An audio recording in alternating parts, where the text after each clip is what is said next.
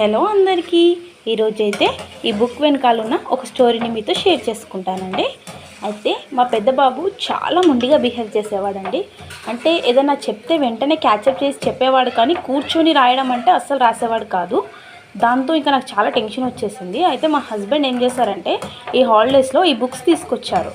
ఈ బుక్స్ తీసుకొచ్చి నాకు ఏం చెప్పారంటే పిల్లల్ని కూర్చోబెట్టి ఈ బుక్స్ ఇచ్చి రాయించమని చెప్పాడు.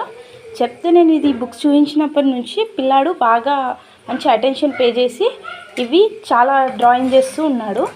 ఉండి ఆటోమేటిక్గా 3-4 డేస్ తర్వాత వాడంతట వాడే వచ్చి మమ్మీ బుక్స్ ఇస్తావా, ఇంకా బుక్స్ ఇచ్చి నేను రాసుకుంటాను, ఏబీసీలు రాస్తానని చెప్పేసి వాడంత వాడే తీసుకున్నాను. నేను షాక్ అయిపోయాను.